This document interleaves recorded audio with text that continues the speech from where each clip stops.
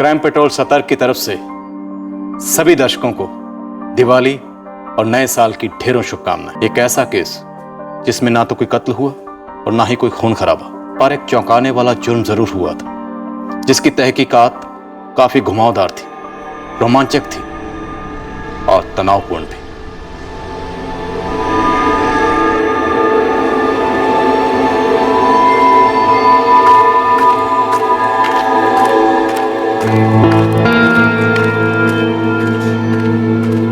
इनके चेहरे पे मत जाना, जैसे दिखते वैसे है नहीं। नाम है बटुक परमार। सूरत में ही एक साड़ी की दुकान में काम करते हैं। इनके घर की माली हालत पर भी मत जाना, यहां भी अंदर की हकीकत बहुत ही अलग है। जय कृष्ण भा।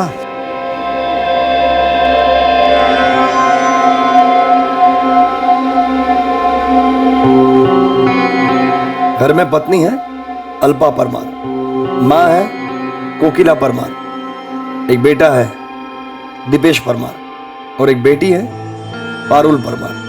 कल सुबह ठीक 7:30 बजे हम इस परमार परिवार को घेरे में लेंगे।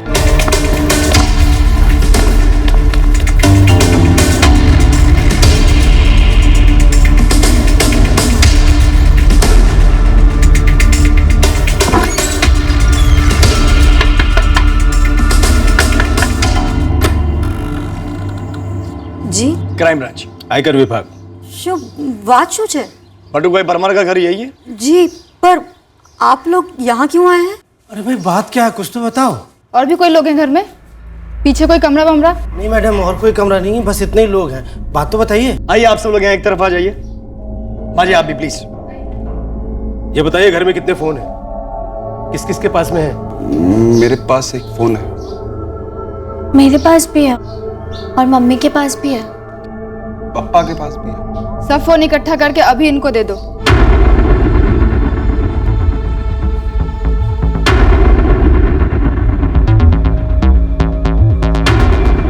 ये सारे फोन स्विच ऑफ करके यहाँ रखिए। लैंडलाइन है घर में? नहीं झूठ नहीं बोलना बटुक परमार। साहब, मैं सच बोल रहा हूँ, चाहे तो चेक कर लो। मैंने रिकॉर्ड चेक किए हैं, इनके घर में लैंडलाइन नहीं है। आप अपने इनकम टैक्स रिटर्न फाइल के कागजात लेकर आइए। हम देखना चाहते हैं कि आप कितना रिटर्न फाइल करते हैं। इनकम टैक्स साहब, मैं तो क्या कर रहे हैं? जल्दी से फाइल लाइए। बटुक परमार, इन्हें आयकर विभाग को ठोस खबर मिली है कि आप अपनी आमदनी के हिसाब से टैक्स फाइल नहीं कर। काफी सारा काला धन इकट्ठा कर रखा है इस घर में। काला धन? साहब मैं तो साड़ी की दुकान में काम करता हूँ, 5,500 रुपये पगार मिलती है। इसी महीने वो दिवाली का बोनस दिया 2,500 रुपये मेरे सेठ ने। ये मेरी घरवाली है, घर घर खाना बनाने का काम करती है, 4-4,500 रुपये लाती है। इतनी कमाई में कहाँ इनकम टैक्स, कहाँ काला धन? मतलब आपने आज तक कोई भी टैक्स रिटर्न फाइल किया ही नहीं? रिटर्न टैक्स मुझे नहीं मालूम, मेरा कभी पाला ही नहीं पड़ा। साहब कहीं हमें गलत टिप तो नहीं मिली है? साहब हमारे पास काला सफेद धन नहीं है, कुछ नहीं है हमारे पास। हमारी इन्फॉर्मेशन कभी गलत नहीं होती। बटुक परमार, ये आयकर विभाग के अधिकारी आपके पूरे घर की तलाशी लेंगे। ये छापा है इनकम टैक्स डिपार्टमेंट का छापा, और मैं इस छापे की कानूनन एंट्री करूंगा। आप सब लोग अपने नाम, bank details, Aadhaar card number इन हवलदार साहब के पास लिखवाएंगे। देखना कोई डिटेल्स छूटे ना। ये रहा इस छापे का सरकारी आदेश। अरे क्या क्या कर रही है आप? गद्दे के नीचे कुछ नहीं है। अरे बेन,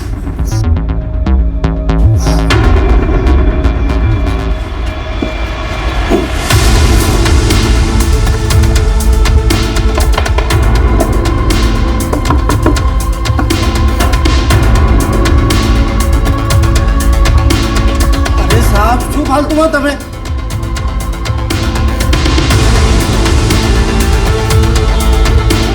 कुछ नहीं है इसमें। हाँ, हमने घर में कुछ नहीं छुपाया साहब। तो फिर काम क्यों रहे हो?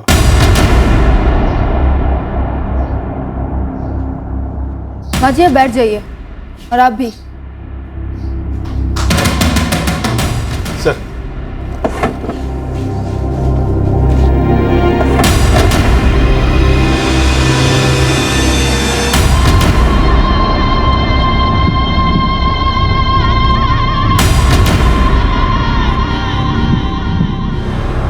अंदर एक कबर्ड की चाबी दीजिए।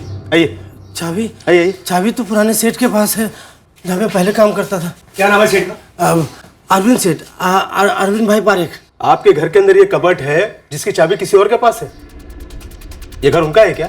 नहीं, घर तो मेरा है। अच्छा, घर आपका, अलमारी आपकी और चाबी उनके पास, ऐसा क्यों? मैं उनको फोन करके बुला लेता हूँ। नहीं, फोन करना अलाउड नहीं है। दरअसल कबाड़ वो सेठ नहीं लाया था, उन्होंने रखा है, इसलिए चाबी भी उनके पास है। मैंने कहा था ना, हमारी इन्फॉर्मेशन कभी गलत नहीं होती। डुप्लीकेट चाबी तो होगी आपके पास? नहीं, बस एक बार फोन करने दो। फोन करना अलाउड नहीं है बटुक परमार। ये छापा चल रहा है, मुझे लगता है हमें ये अलमारी खोलनी पड़ेगी तोड़ के। नहीं साहब, ऐसा मत करो। क्यों? ऐसा क्या छुपा है इसके अंदर? वो अरविंद सेठ अपना सामान रखते हैं। सामान में क्या हाथी घोड़े है क्या? नहीं, सेठ का सामान है, पता नहीं। आप तो ऐसे कतरा रहे हैं जैसे अंदर कोई लाश रखी हुई है। लाश? पैसे।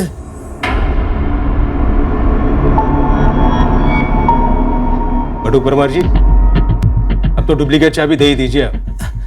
साहब, मैं सच कह रहा हूँ, चाबी मेरे पास नहीं है। ये बटुक जी बता रहे हैं अंदर जो स्टील का कबाड़ है उसकी चाबी नहीं है उनके पास। ये सच बता रहे हैं?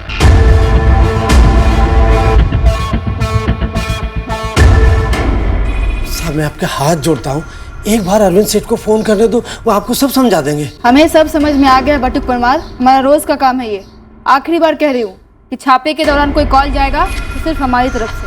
सर, आप अपने कमिश्नर साहब को फोन लगाइए और पूछिए ताला तोड़े या नहीं। हेलो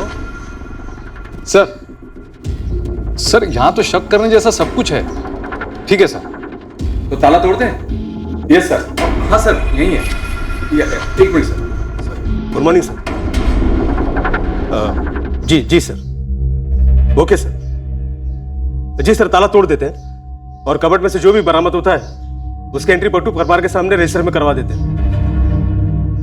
जी सर। जैन सर,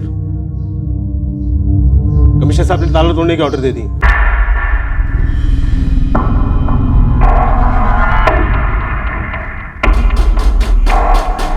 क्या है अलमारी में? मैंने खबर न थी। मैंने पर ना देखा।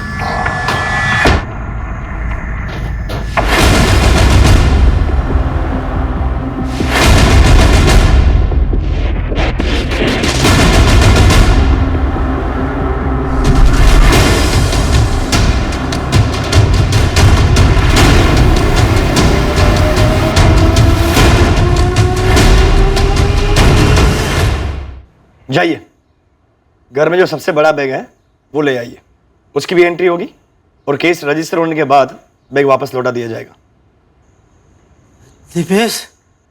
दीपेश। हाँ पापा।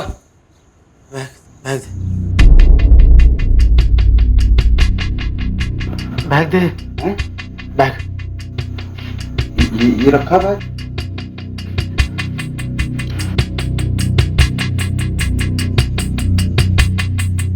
बटुक परमार, आपको हमारे साथ आयकर भवन आना होगा। ये सारा पैसा मेरा नहीं है। हाँ, लेकिन घर तो आप ही का है जहाँ से हमें पैसे मिले। लेकिन वो अरविंद सेठ ने। अरविंद सेठ का नंबर दीजिए और आप कमीज पहन लीजिए, चलिए हमारे साथ।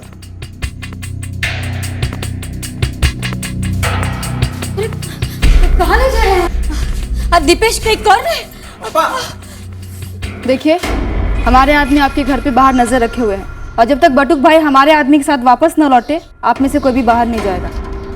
अरे पण बहन, दीपेश तू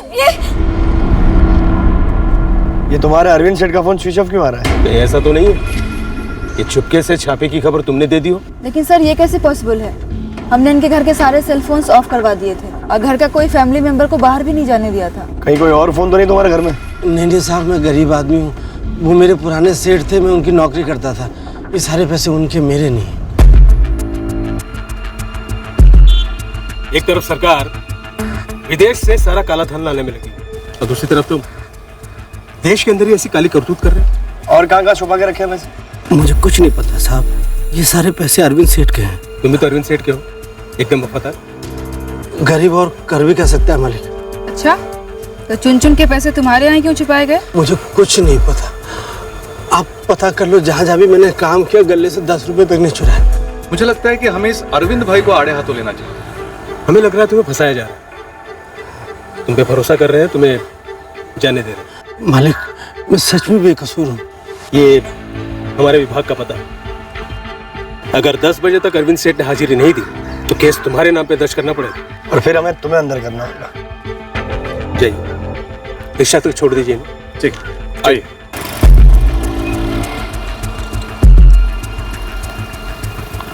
रिक्शा भाड़े के पैसे हैं? नहीं। ये लो, आराम से जाना, ठीक है? रुक।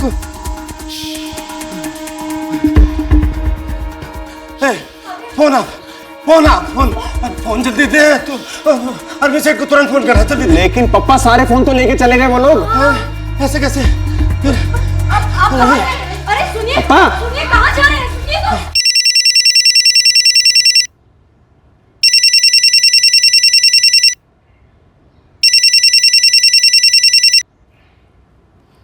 हेलो। अरविंद सेठ, बटुक बोलूं छू? हाँ बटुक बोल, शू खबर? मेरे घर में छापा पड़ा अभी। छापा? कैसा छापा? वो आयकर विभाग वाले थे, पुलिस भी थी उनके साथ। शू बात करे बटुक? पूरा कैश उठा कर ले गए। हाँ धीरज, बटुक बोल तो यही रहा था। लेकिन बटुक भाई के वहां छापा पड़ा ही कैसे? उन लोगों को कैसे पता चला? मैंने शू खबर सविता, मैं जा रहा हूँ पता लगाने के लिए।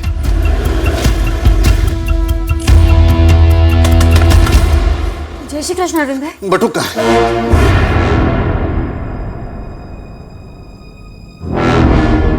ये एड्रेस तो सिटी लाइट इलाके का, वहां किसके बाप का आयकर विभाग है? वो तो मजूरा गेट पे है ना। मुझे क्या पता, उन्होंने मुझे ये दिया और कहा इसी एड्रेस पे आके आपको हाजिरी देनी है। આપે જે નંબર ડાયલ કર્યો છે તે વૈદ્ય નંબર નથી। बटुक, ऐसा कोई नंबर ही नहीं है। सेठ, उन्होंने आपको तो फोन किया था, मुझसे नंबर लिया, लेकिन आपका फोन बंद आ रहा था। मेरा फोन कभी ऑफ नहीं रहता है, ये तेरे को भी मालूम है ना। पता नहीं उन्हें क्या लगा, फिर उन्होंने मेरे सामने किसी कमिश्नर को फोन किया, उसके बाद ताला तोड़ दिया कबाट का। कौन सा क्राइम ब्रांच था? ये तो उन्होंने नहीं बोला। फर्जी थे, फर्जी का छापा, मुझे लूट ले गए। फर्जी? लेकिन उन्हें कैसे पता चला यहाँ इतना पैसा था?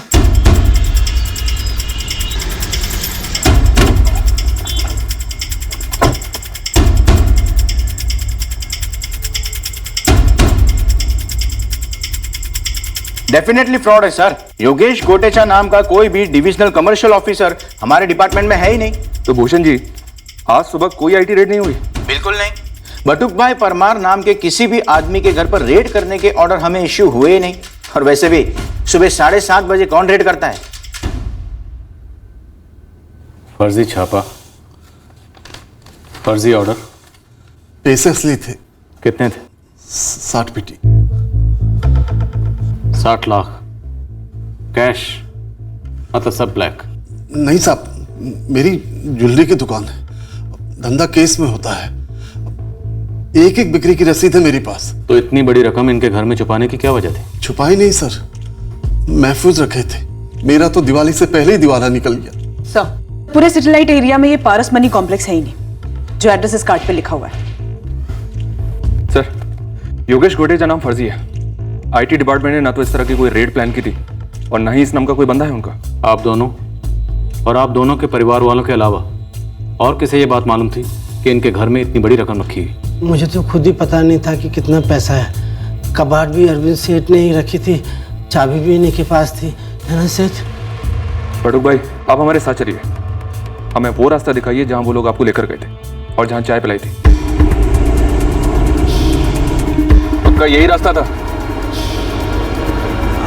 हाँ, यही रास्ता था। ये फ्लाईओवर लिया था? नहीं साहब, फ्लाईओवर तो नहीं था। आते ही उन लोगों ने ऐलान कर दिया था। एक ने बोला वो क्राइम ब्रांच से और एक ने बोला कि वो आयकर विभाग से, और एक ने पुलिस की यूनिफॉर्म भी पहन रखी थी। कुल मिलाकर कितने लोग थे? 5 लोग थे और उनमें से एक लेडीज भी थी। हाँ, वो 5 थे। एक जो वर्दी वाला था वो दरवाजे पे खड़ा था और लेडीज बहन थी वो हम पर नजर रख रही थी। पापा पुलिस स्टेशन में अभी भी कंप्लेंट लिखवाई है। धीरज दिकरा, मैं तेरे पप्पा को पहले से बोलती आई हूँ कि मत करो भरोसा उस बटुक पर। अब जो हो गया सो हो गया। વધારે ટેન્શન તો પપ્પાની છે.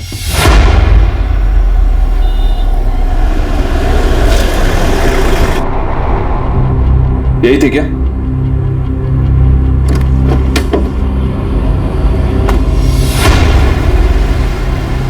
यही रोकी थी उन्होंने गाड़ी, फिर चाय पिलाई, फिर उनमें से एक आदमी ने सड़क पार कराई और ऑटो के पैसे दिए. फिर कहाँ निकल गए? इस तरफ या इस तरफ? वो तो मुझे नहीं मालूम, मैं पहले निकल गया था. कितने बजे? यही कोई 8 के आसपास. नहीं साहब, 8 बजे तो मैंने किसी को भी गाड़ी में से आते नहीं देखा. ये कह रहे हैं कि 5 लोग थे, बड़ी गाड़ी थी. ऐसा तो कुछ था ही नहीं, और मैंने इसको भी नहीं देखा है साहब. ऐसे लोगों पे ना तो मैं पक्का नजर रखती हूँ कि चाय पी के पैसे दिए बिना निकल ना जाए. मैं था, चाय उन्होंने पिलाई थी. बटुक भाई, एक तो ये कि औरत झूठ क्यों बोलेगी, और दूसरी बात ये कि आप कुछ भी नहीं बोल रहे हैं. ना गाड़ी का नंबर, ना गाड़ी का रंग, ना मॉडल, कुछ भी नहीं. साहब मैं इतना हली गया हो तो कुछ सूझ ही नहीं रहा था, कुछ नजर में गया ही नहीं. जल्दी बैठो. मैं इतना परेशान था कि मेरे साथ क्या होने वाला है, कुछ देखा ही नहीं. गाड़ी के अंदर तो नजर घुमाई होगी आपने.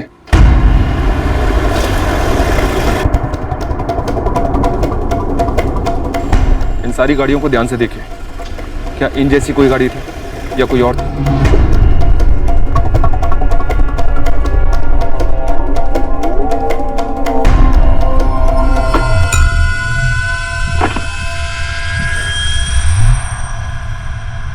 सब ये वाली गाड़ी थी, मतलब ऐसी वाली गाड़ी थी. अंदर ना कुछ. बटुक भाई, यहाँ देखिए, यहाँ डैशबोर्ड पर देखिए. कुछ था क्या? कोई गणपति की मूर्ति वगैरह या कुछ और? हाँ, गणपति था. भार्गव, एक काम करो, ट्रैफिक डिपार्टमेंट से उस पूरे रूट की सीसीटीवी फुटेज निकलवाओ. मैंने लगे से बटुक भाई थोक के हिसाब से फेंक रहे हैं. अगर ये फेंक भी रहा है ना, तो हम भी ऐसा फेंकेंगे इसे कि जब ये उठेगा ना तो याद करेगा हमको. जब तक ट्रैफिक डिपार्टमेंट से सीसीटीवी फुटेज नहीं आती, इस बटुक से मैं बात करता हूँ. और सचिन, तुम लग जाओ इस अरविंद पार्क के पीछे. और रुचिका, तुम खबरियों को लगाओ, ये पता करने के लिए कि अरविंद और बटुक के बीच में असली अरेंजमेंट क्या था. Right sir. और बटुक के परिवार वालों को स्केच आर्टिस्ट के साथ बिठवाओ. 5 सस्पेक्ट को पेपर पर उतरवाओ. पता तो चले फ्रॉड उन 5 ने किया है या ये दोनों, अरविंद और बटुक, ये दोनों हमारे साथ कोई फ्रॉड कर रहे हैं. अरविंद से कबाड़ में 60 लाख ही थे क्या?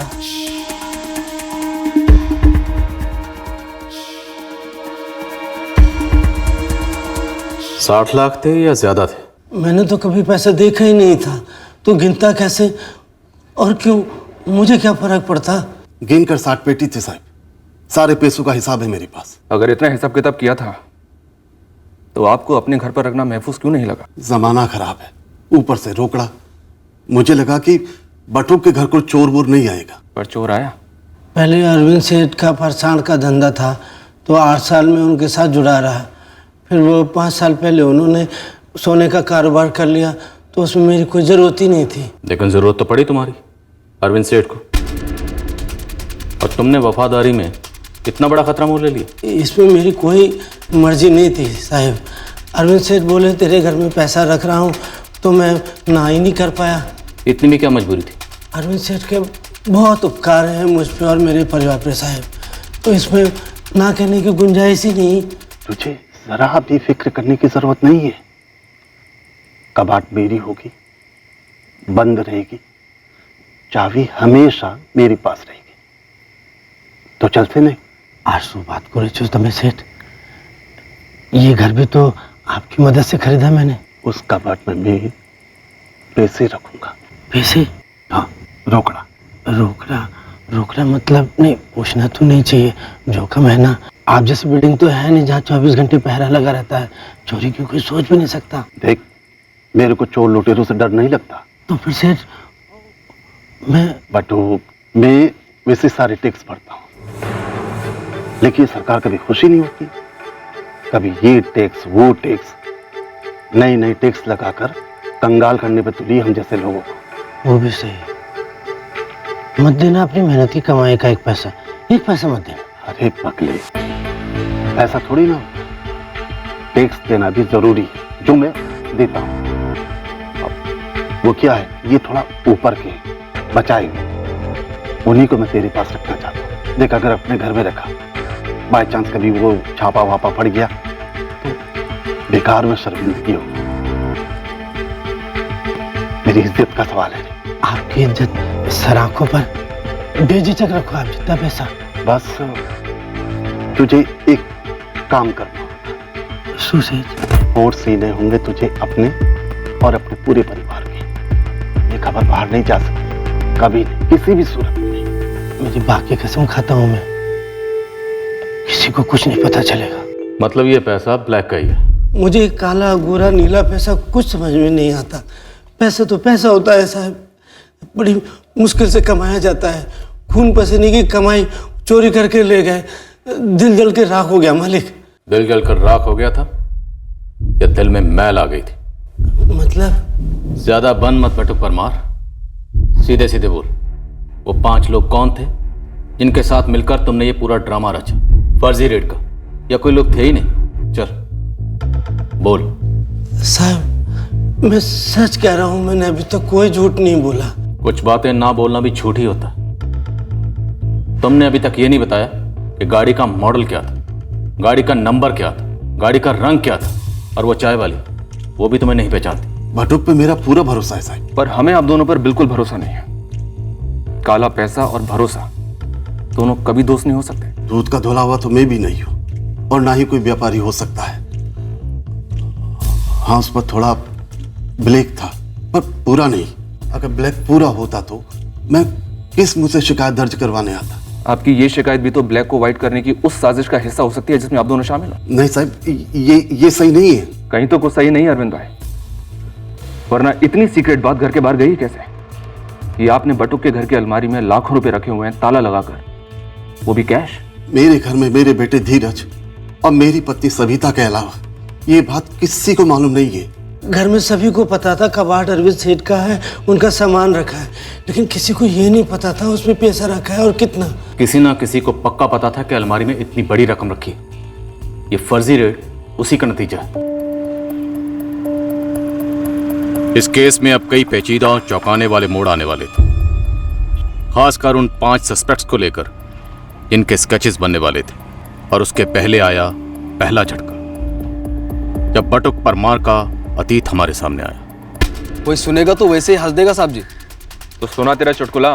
साहब ये बटुक दिन रात साड़ी की दुकान पर अपनी कमर तुड़वाता है। वहाँ सूरत स्टेशन के पास बटुक का अच्छा खासा अपना फलों का ठेला है।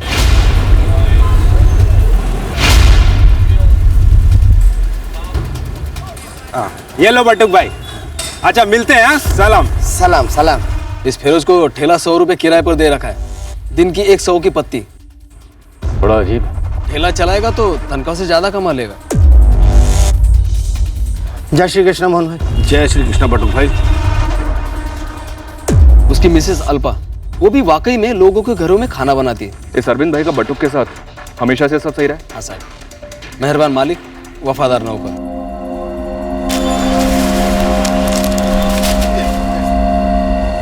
फिर 5 साल पहले अरविंद ने लाइन चेंज किया। बेसन से सोना? जी बिल्कुल, बेसन से सोना। पीला कलर लकी है ना उसके लिए।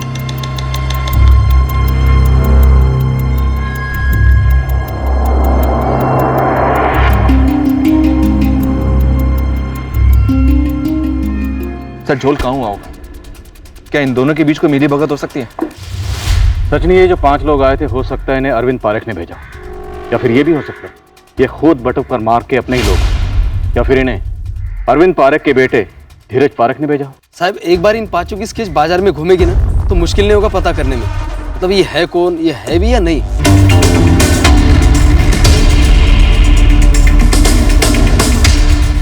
फर्जी छापा टीम में 4 मर्द और 1 औरत होने का दावा तो किया था परमार परिवार ने, पर उनके स्केचेस बनवाने में हमारी मदद करने के बजाय ये परिवार उलझन बढ़ाया जा रहा।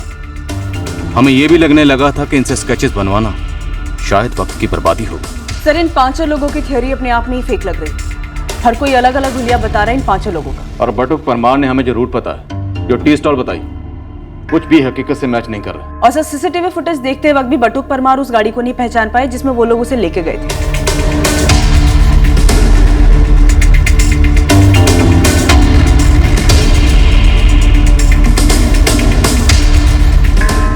बटुक भाई, पर इस रूट पर तो आपकी बताई हुई गाड़ी दिखाई नहीं दे रही है। बटुक परमार जी, जिस तरह की गाड़ी के बारे में आपने बताया था वैसे ही हम 4 बड़ी गाड़ी चेक कर चुके हैं, उनमें से किसी में भी आप नहीं नजर आए हैं और ना ही आपके बताए वो 4 आदमी और एक औरत। कुछ समझ में नहीं आ रहा मैडम। वो बड़ी गाड़ी थी, 4 लोग थे, एक औरत थी, मुझे लेके गए, चाय भी पिलाई। और उस चाय वाली ने आपके सामने मना किया है ना? देखिए बटुक परमार जी, ये बचकानी हरकत करने से कोई काला धन सफेद तो हो नहीं सका, तो अब भी सच बोल दीजिए, क्या साजिश है और क्या प्लान था? कुछ प्लान नहीं है मैडम, मैं सच बोल रहा हूँ। ये बटुक परमार का घर उत्तरायण इलाके में है ना? Yes sir, Rawalpura. इन सबका कहना है कि रेड सुबह सुबह हुई और सबके सामने कमिश्नर से बात हुई। एक काम करो, रावलपुर इलाके का डम डाटा निकलवाओ, परमार और पारेख फैमिली के एक मेंबर का फोन रिकॉर्ड निकलवा। क्या रेड हुई थी आपकी आईटी डिपार्टमेंट की? हाँ हुई थी, पर इस बटुक परमार के घर पर नहीं, अरविंद पारेख के घर पर, और वो भी फर्जी रेड के 1 हफ्ते पहले। भूषण जी मुझे विस्तार से बताइए। 18 अक्टूबर को हमारी टीम ने अरविंद पारेख के घर पर रेड किया था। ये रेड एक अरसे से प्लान थी, असली रेड, असली ऑफिसर वाली। मेरी उन ऑफिसर से बात हुई जो रेड में शामिल थे। उन्हें गहरा शक था कि अरविंद अपने टैक्स के कागजातों में घपला कर रहा है।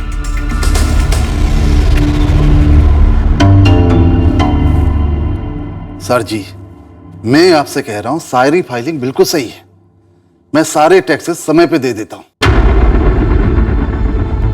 टीम ने घर के चप्पे चप्पे को छाना, पर कहीं भी कोई भी छुपा हुआ पैसा नहीं मिला। दरअसल टीम के हाथ कुछ लगा ही नहीं। हाँ, रेड हुई थी, ये तो उनके रिकॉर्ड में भी है। मेरी छुपाने से क्या छुपती? पारेख साहब, 18 अक्टूबर को आपके घर पर रेड पड़ी और उसके ठीक 1 हफ्ते बाद आपने बटुक परमार के घर पर नकली रेड पड़वाकर अपने पैसे लूट लिए। नहीं साहब, मेरा इस फर्जी रेड से कोई ताल्लुक नहीं है। तो फिर 18 अक्टूबर की शाम को आपने बटुक परमार को 5,000 रुपए क्यों दिए? ये 5,000 की बात तुमने हमें पहले क्यों नहीं बताई? और अब बताकर क्या साबित करना चाहते हो? आप कम से कम 20 बार पूछ चुके हैं 18 अक्टूबर की रेड के बारे में, इसलिए मुझे याद आया तो मैंने बता दिया बस। ये किस लिए सेठ? रख ले, आज तेरी वजह से मेरा बहुत बड़ा नुकसान होने से बच गया। मेरी वजह से कैसे? तू नहीं समझेगा। जा अंदर जाके पैसे घर वालों को दे दे, अच्छा कुछ खरीदने के लिए। मुझे तो पता ही नहीं था उनके घर में छापा पड़ा था। मैं तो 5,000 में खुश था, इसलिए मैंने उनसे कुछ नहीं पूछा। तुम 5,000 से खुश नहीं थे, तुम्हें अभी और पैसे मिलने वाले हैं, शायद उन लाखों का हिस्सा जो तुमने अरविंद भाई के साथ मिलकर गायब करवाए हैं। नहीं साहब, नहीं। कोई 5 लोग नहीं आए थे? आए थे, 5 लोग आए थे। तुम दोनों मिलकर हम पुलिस वालों का इस्तेमाल करना चाहते हो ब्लैक मनी को वाइट करने के लिए? वो क्या होता है साहब? बटुक इतना भोला है कि आप उसे बुद्धू बोल सकते हो। वो इतनी बड़ी चाल कभी नहीं सोच सकता कि 5 मनगढ़ंत लोगों को तैयार करे और इतना सारा पैसा लूटे। और बटुक की फैमिली, उनके बारे में क्या कहेंगे? सबके सब बुद्धू हैं। बटुक के पीठ पीछे वो लोग ऐसा कुछ नहीं करेंगे। अगर वो सभी लोग बोल रहे हैं कि 5 लोग आए थे, मतलब आए थे। सर, दोनों अपने अपने बयानों से टस से मस नहीं हो रहे हैं। और सर, डम डेटा से कुछ खास निकला नहीं। बाकी सभी के फोन रिकॉर्ड्स की स्कैनिंग चल रही है, शायद अंदर कहा तो। ये बटुक परमार और अरविंद पारेख दोनों शायद ये बात अच्छी तरह से जानते हैं कि हमारे पास उनके खिलाफ कोई ठोस सबूत नहीं है, इसलिए खेल रहे हैं हमारे साथ या फिर एक दूसरे के साथ। बटुक, पक्का 5 लोग थे? 4 आदमी और जैसे जैसा तुमने पुलिस को बताया? अरविंद सर, आप भी कम से कम, आप तो नमक खाया मैंने आपका। हो सकता है अरविंद पारेख बटुक परमार के कंधे पर रखकर निशाना साध रहा, या फिर बटुक अरविंद के, या फिर ये दोनों मिलकर हमारे कंधे का इस्तेमाल कर रहे हैं। सर, बटुक परमार के घर वालों को और उसके जान पहचान वालों को अलग अलग तोड़ते हैं। और सर, इस अरविंद पारेख के घर वालों की छानबीन करते हैं। क्या वो इस फिक्स मैच की टीम का हिस्सा है या फिर किसी और ने ही मैच फिक्स किया? अपने बटुक भाई? अरे नहीं साहब, वो तो खुदा के बंदे हैं। इस बटुक परमार ने कभी तुमसे जिक्र किया कि टेंशन हो रही है, घर पर इतना रोकड़ा पड़ा हुआ है? वो ये सब मुझे क्यों बताने लगे साहब? आप चाहे तो मैं आपको लिखित में दे सकता हूँ कि बटुक भाई हमारी दुकान के सबसे वफादार और ईमानदार सेल्समैन है। आप इतने दावे के साथ कैसे कह सकते हैं? मैडम, एक तो 5 साल कम नहीं होते किसी भी इंसान को पहचानने में। दूसरा, हम ठहरे साड़ी बेचने वाले, हम तो लोगों की नीयत यूं पता लगा लेते हैं जैसे कि रेशम का लटकता हुआ धागा। आप वाकई में मुझ पर शक कर रहे हैं? आपको लगता है कि मैं ऐसे 4-5 लोगों की टीम बनाकर बटुक भाई के घर भेजूंगा? दिवाली का टाइम है धीरज, ताशों की महफिलें लगती हैं। हो सकता है पापा ने पैसा देने से मना कर दिया। एक तो हूं ताश नहीं रमतो, और अगर कभी भी मेरे पापा ने मुझे पैसे देने से मना किया तो मैं अपनी जरूरत बदल दूंगा। ऐसे परवरिश दी है मेरे पप्पा ने मुझे।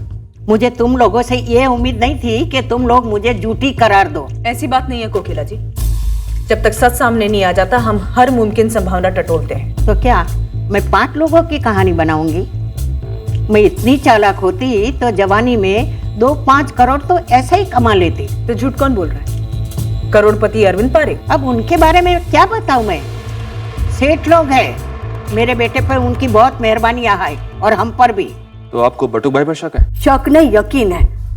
मैं तो धीरज के पापा को ना पहले से कहती थी कि इतने पैसे वहां पे मत रखा करो। लेकिन ये बटुक परमार तो सालों से आपके पति का वफादार है। दिया में तेल ज्यादा पड़ जाए ना तो अच्छी से अच्छी बातें भी ना बूझ जाती, आग पकड़ लेती है। इंसान और लालच का भी ऐसा ही है, सबकी अपनी अपनी एक हद होती है, उसके बाद कोई किसी का भी नहीं। सच्ची बात कहूँ तो लगा था कि वो 5,000 रुपए जो दिए वो क्यों दिए।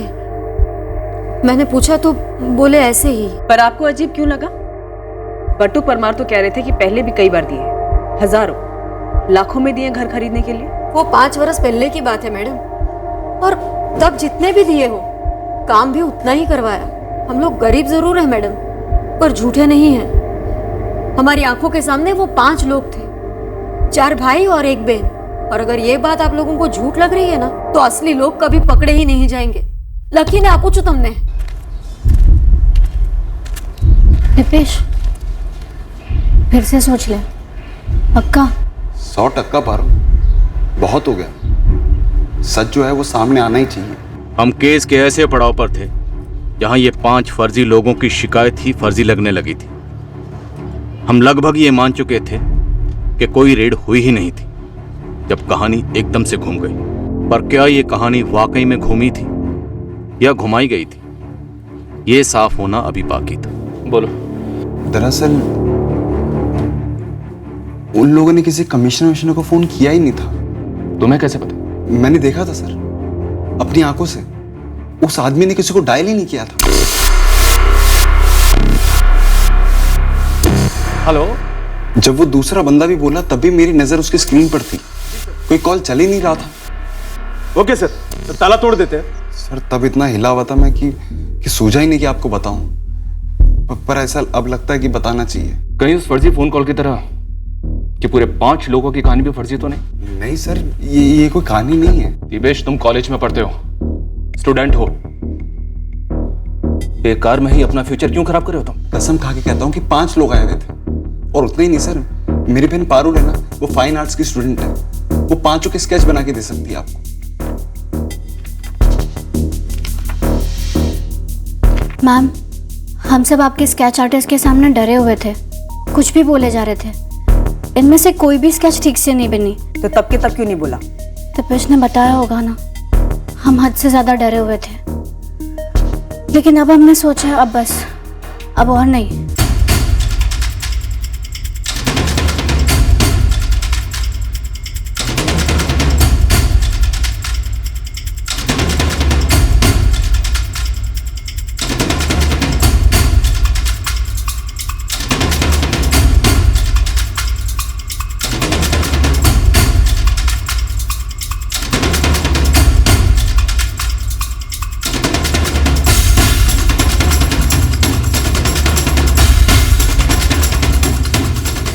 सारे हूबहू है सर। पोर्ट्रेट स्पेशलिस्ट हूँ, क्लासेस में मैं हमेशा फर्स्ट आती थी। पोर्ट्रेट बनाने में क्लास में फर्स्ट आती रही है तो नकली पोर्ट्रेट बनाने में तो डिस्टिंक्शन मिल सकती। दिपेश, कहीं पुलिस हम पर तो शक नहीं करेगी ना?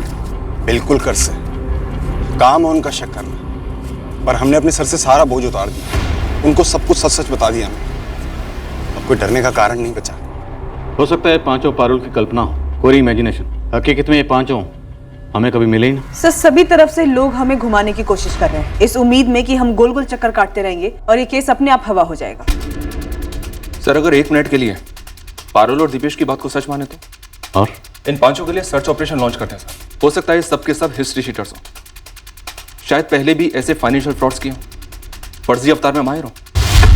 जी sir, yes madam, yes madam, जी सर, यस सर, जी मैडम, जी madam, yes sir, yes sir.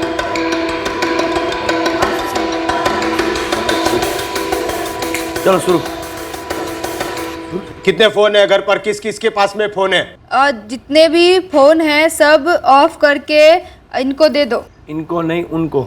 उनको दे दो। Yes sir. पुलिस की वर्दी पहनी होगी, ऐसे नहीं खड़े रहने का, ऐसा रुआब में रुकने का। और यस सर, जी सर, उतना ही बोलने का। आप मेरे को 2 ही लाइन दिए, यस सर, जी मैडम, यस सर। इसमें क्या और करने का है? जितना करने का उतना करना भाई। क्राइम पेट्रोल दिखता है ना, उसमें कैसे पुलिस वाले सच्ची एक्टिंग करते हैं, ऐसी सच्ची वाली एक्टिंग करने की। चलो शुरू। आप अपने कमिश्नर साहब को फोन लगाओ और पूछो इसका है। हाँ सर, यहाँ शक करने जैसा सब कुछ है। ओके सर, तो तोड़ दे ताला। ओके सर, देता हूं सर। Good morning sir. जी sir, okay sir, okay sir. ये भाई क्या फटाफट एक साथ सब बोलता है, बीच में रोकने का। पब्लिक को ऐसा लगना चाहिए कि सामने कोई है। सुनो, एक लाइन बोला, बाद में जी सर, ओके सर, बाद में वापस लाइन बोल लगे। हाँ, आप सब अपने नाम, आधार कार्ड के नंबर, बैंक अकाउंट इन हवलदार साहब के पास लिखवाएंगे। बस सबको लगभग मालूम पड़ गया क्या बोलने का है। हाँ, अब ये डायलॉग हम सब लोग याद कर लेंगे बराबर। बाद में काम करना है हमारे चेहरे के हाव भाव पे। इन 5 को सच मानकर चलते हैं। बटुक और उसके परिवार के बयान को भी सच मानकर चलते हैं। ऐसी फर्जी रेड्स के जितने भी केसेस हैं सारी फाइल्स निकलो और जितने भी सस्पेक्ट हैं सबको उठवाओ। इनमें से एक भी सही साबित हुआ ना तो हम सही रास्ते पर, नहीं तो फिर से शुरू करेंगे, शुरुआत से शुरू।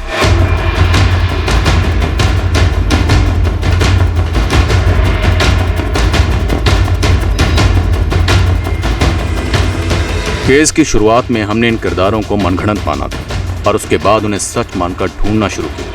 इस केस से मिलते जुलते कई केसेस की फाइल्स को खंगाला गया, हिस्ट्री शीट्स को भी खंगाला, तोड़ा और हम चौंक गए जब ये सच हमारे सामने आया कि ये किरदार महज कागज पर ही नहीं, दरअसल हकीकत में भी। हार्दिक क्या पूरा नाम क्या है? हार्दिक गोहिल। तुमने इसे पहले भी गिरफ्तार किया है? नहीं साहब, लेकिन 1-2 बार हफ्ता लिया है इससे। हफ्ता? किस बात का हफ्ता लेते तुम इससे? कहां का है हार्दिक गोहिल? हॉलीवुड बोलो, बॉलीवुड बोलो, लेटेस्ट से लेटेस्ट पिक्चर, झक्कास मक्खन का लेटे। एक पेन ड्राइव 3 पिक्चर, एक पेन ड्राइव 3 पिक्चर। ले लो लाटे लाटे से ले। बच्चा देखे, बच्चे का बाप देखे, बच्चे की मम्मी देखे। इसका एक जगह ठिकाना नहीं है साहब। इस वक्त ये हार्दिक गोहिल कहां पर है? आखिरी बार इसे स्टेशन पे देखा था।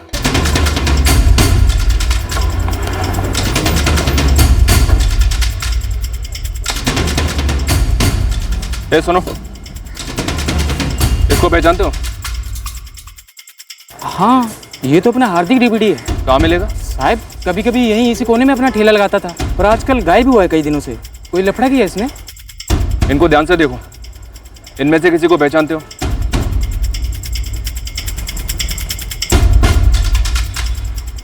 साहब ये तीनों कौन है मुझे नहीं पता, पर ये साली तो वो कल्पना है। कौन है ये? एक नंबरी सरदर्द है साहब, इतना दिमाग खाती है कि पूछो मत। Much much much much much much बस। ओ बेन, ओ भाइयों, दिवाली से लूटी लो 50 रुपए, 50 रुपया में 150 रुपया में जीन पैंट एकदम नया। पुराने कपड़े बेचती है सर सड़क पर। इस कल्पना का पूरा नाम क्या है? कल्पना पाठक करके कुछ है। अगर ये 2 असली हैं तो पक्का है ये तीनों भी असली में होंगे। यानी सर कुल मिला के बटुक परमार और उसका पूरा परिवार सच ही बोल रहे थे। दीपेश और पारुल का हृदय परिवर्तन इतनी देर बाद हुआ है जितनी देर में ये 5 लाखों रुपए के साथ हजारों मील दूर चले गए होंगे। और सर इतनी देर के बाद इन 5 का भांडा फोड़ना, ये भी तो एक चाल हो सकती है।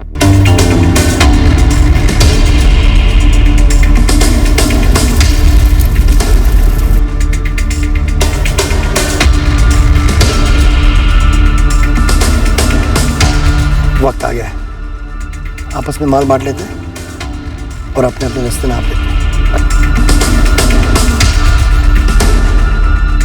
हार्दिक और कल्पना सड़क पे अपना माल बेचते थे और बटुक परमार का भी ठेला लगता है जो कि फिरोज चलाता। ये लो बटुक भाई, अच्छा मिलते हैं। सलाम। तो एक तरह से तीनों एक ही तबके के हैं। हो सकता है सर खुद बटुक ने इन 5 को शामिल किया, या तो खुद के लिए या फिर अपने यहाँ का अरविंद पारिक के लिए। इस बटुक परमार पर नजर दुगनी कर दो। अरे तुमने जो अंदाजा लगाया था उससे कई गुना ज्यादा माल हाथ लगा है। हाँ આપણો આવું જ છે બોસ बेईमानी के धंधे में ईमानदारी पहला तो सुनो उसी हिसाब से तुम्हारा भी हिस्सा रेडी किया है अब जल्दी बोल कहाँ मिलना है बहुत जल्द हमें बटुक परमार को इस जुर्म से जोड़ने वाली एक कड़ी मिली और उस कड़ी का सुराग हमें बटुक परमार के फोन रिकॉर्ड से मिला। जय श्री कृष्ण जगदीश भाई भावेश बोलू छू भावेश परमार। हाँ अरे वो मार्केट में कितना पैसा किसके ऊपर लगाने का वो थोड़ा सा टिप दो ना। अबे आपो ने टिप दिवाली का टाइम है हाथ में थोड़ी लक्ष्मी आएगी तो अच्छा होगा ना। सही भावेश परमार बटू भाई परमार से बराबर बात करता है फोन पर। कुछ निकला इसके बारे में? हाँ सर कुछ तो कनेक्शन हो सकता है। ये भावेश परमार बटू भाई का भतीजा है सगे बड़े भाई का बेटा। और क्या हिस्ट्री है इसकी? इसकी तो लगी पड़ी है मैडम शेयर बाजार में खेलता है लोगों से लोन ले लेकर एक ही फटके में सब डुबा डाला। फिर ये भावेश बटुक भाई से उधार मांगने लगा।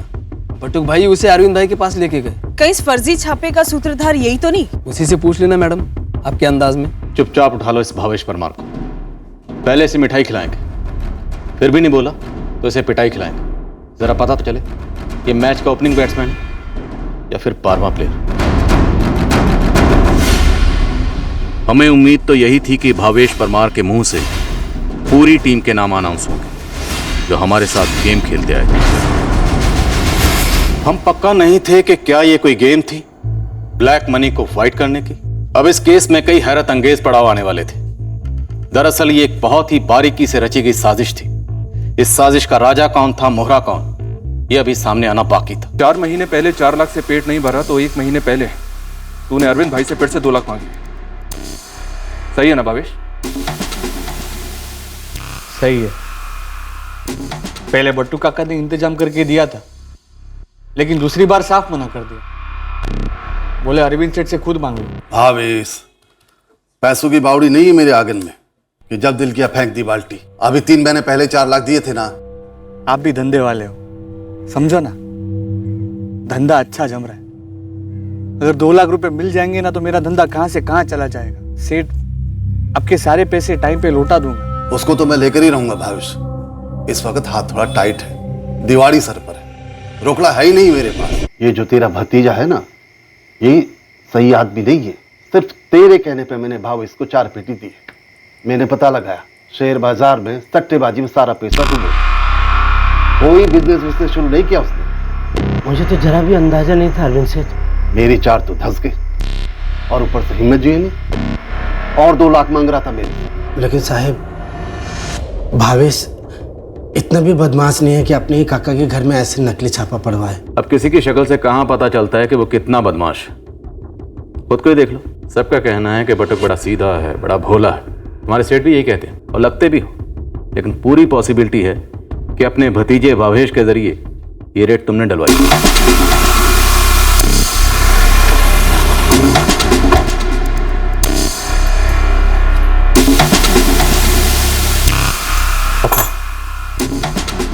ये पुलिस वाले तो पूरा शक हम पर ही कर रहे हैं।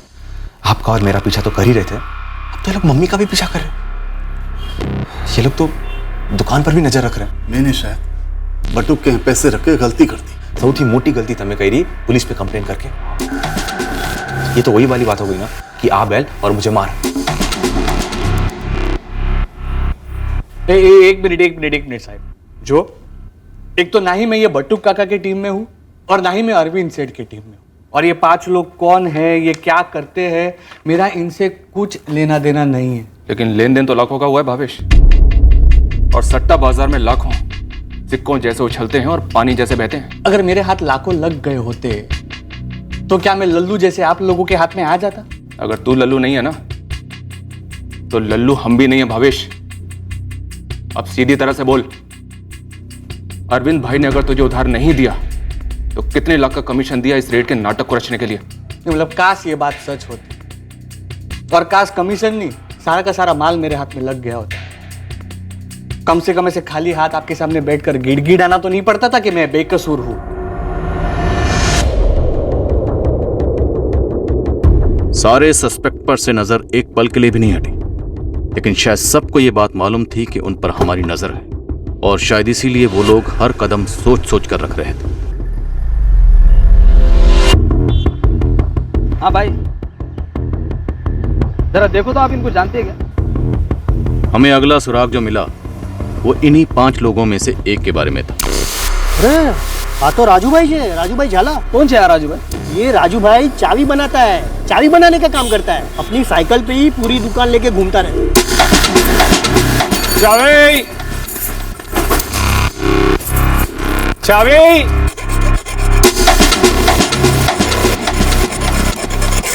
एक पायरेटेड डीवीडी बेचने वाला, एक सेकंड हैंड कपड़े बेचने वाली, और ये एक चाबी बनाने वाला। ये बाकी दोनों भी कुछ ना कुछ बेचते होंगे सड़क पर, या फिर कारीगर होंगे। बिल्कुल साहब, कोई हिस्ट्री नहीं, मतलब इसी एक काम के लिए तो ये गैंग बनाई होगी, पूरी ट्रेनिंग की होगी। बस इतना है, उन्हें किसी अंदर वाले ने टिप दी होगी कि बटुक भाई के घर के कपाट के अंदर माल है। और जिसका ये दोनों अंदर वाले अरविंद पारिक और बटुक परमार धड़ल्ले से इनकार कर रहे हैं।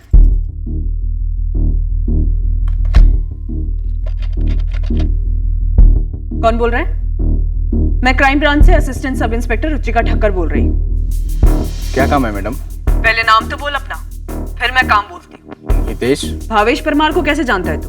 मेरा मोटा भाई है। काम क्या करता है तू? अरे मैडम, आपने तो इंटरव्यू शुरू कर दिया, नाम बोला, अभी काम बोलो ने। सीधे आभानगर क्राइम ब्रांच ऑफिस आ जा, अभी की अभी। आधा घंटा देती हूँ तुझे। फिलहाल काम ढूंढने का काम कर रहा हूँ मैडम। मतलब बेरोजगार है?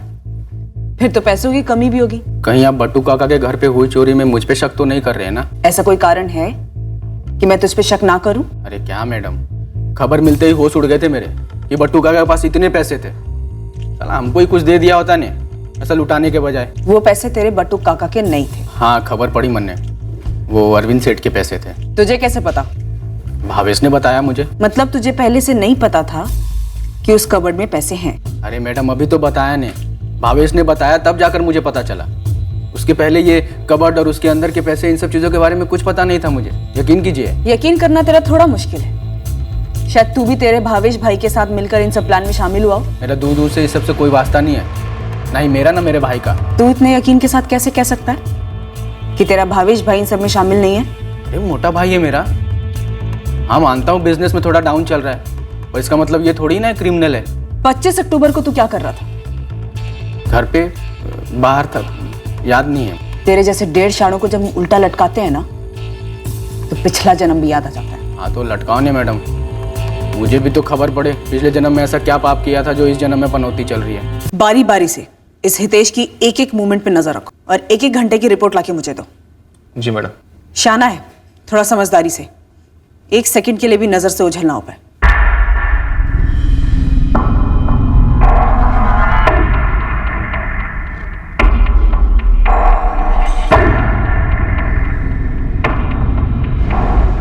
भावेश और हितेश तुम्हारे चचेरे भाई, कैसे रिश्ते हैं उनसे?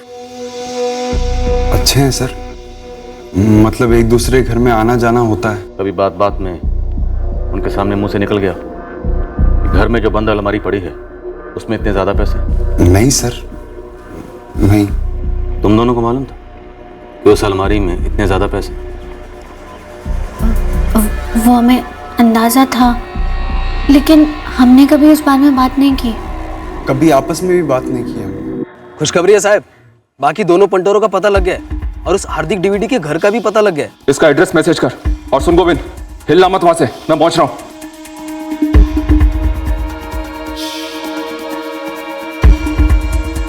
लो, मैंने तो पहले ही कहा था, ये कबाट आफत है, आफत। अबे जो ने शू थे गो। हसमुख भाई का भी फोन था, कह रहे थे भावेश और हितेश दोनों को पुलिस रगड़ रही है। हितेश को तो रोज हाजिरी लगाने बोला है थाने में।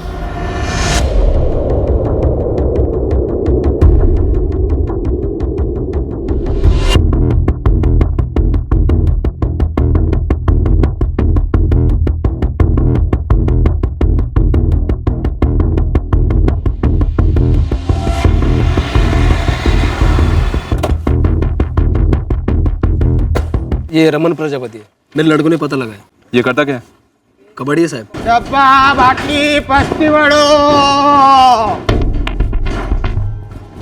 ये पुराना रद्दी पेपर वालों। ये आमिर सैयद, यही लिम्बायत में इसका अंडा पाव का ठेला है।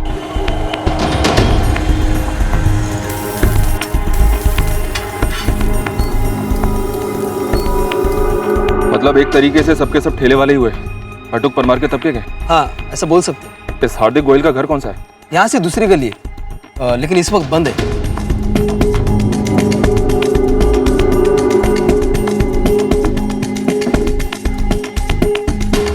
अरे क्या आपने?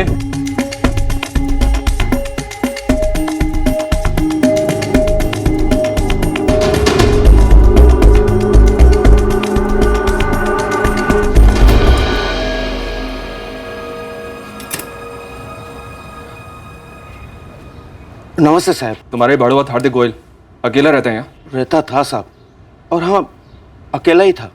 कहाँ से है ये? एक बार बातों बातों में उसने कहा था कि वो राजकोट की तरफ से है। कुछ बोला? घर छोड़कर क्यों जा रहा है, कहाँ जा रहा है? कुछ नहीं बोला, पर हाँ भाई जो कहूँ वो सुनकर तो मेरा हार्ट फेल होने ही वाला था। कुंदन भाई ताला खोलो, साहब अंदर देखेंगे।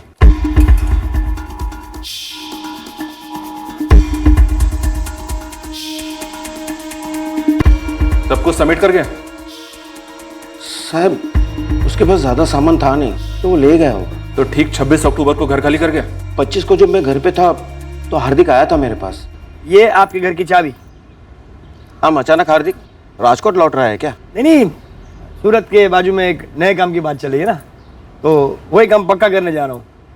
अरे क्या है ना, डीवीडी का धंधा कर करके ना मजा नहीं, अभी फिर ढंग का करना पड़ेगा ना। यहाँ तो बहुत सारी बात है, लेकिन जा कहाँ रहा है? अहमदाबाद, बड़ौदा या सीधे मुंबई? कितना पूछते हो? मजाक कर रहा हूँ। एक बार सब पक्का होगा ना, बाद में सब बता दूंगा। चलो। अगले दिन जब वो चाबी देने आया तब भी उसने नहीं बताया कि वो कहाँ जा रहा है। इन तस्वीरों को ध्यान से देखो। कभी किसी को देखा हो रूम पर आते हुए? खासतौर से इस लड़की को? मैंने पहले इनको कभी नहीं देखा। तुम किसी बटुक परमार को जानते हो?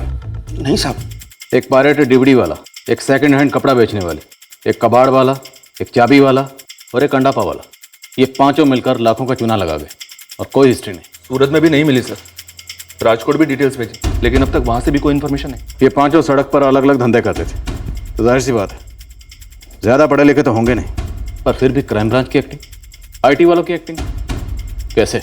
ये सारे के सारे बटुक परमार के तबके के ही हैं सर, उसी ने ट्रेनिंग दी होगी। और ये भी हो सकता है सर परिवार को कुछ पता ही ना हो, ये बटुक सोलो खेल रहा हो। ये अरविंद पारेख और उसका बेटा धीरज पारेख, इनका भी मकसद तगड़ा है। सर ये गैंग सोलो सिंगल खेल गया हो या मिक्स डबल खेल गया हो, या ये सब के सब एक ही टीम है और मिलकर हमारे खिलाफ खेल रहे हैं? जो भी है, अभी तक तो हर गेम यही जीत रहे हैं।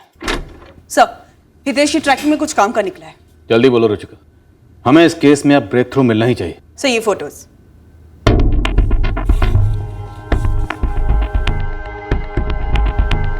सर ये है नवीन मकवाना, ये है सूरज जेठवा, और ये दोनों हितेश के काफी अच्छे दोस्त हैं। ये हितेश क्या करता है और ये दोनों? सर हितेश और उसके ये दोनों दोस्त जुआरी हैं, पत्ते, क्रिकेट में सट्टा, इसमें ये तीनों अक्सर पैसा हारते रहते हैं। मतलब यूं कहिए कि जुए में ये तीनों मैट्रिक फेल हैं। और अभी ग्रेजुएट हो गए हैं ये कांड करके। सर इस हितेश परमार का मैंने 3 दिन पीछा करवाया, इसे यहाँ बुलाती रही पूछताछ करने के लिए, ये देखने के लिए कि अपने बयान को कितना चेंज करता है। सर एक बात सामने आई, यहाँ से निकलते वक्त ये हितेश परमार एक खास तरीका अपनाता है।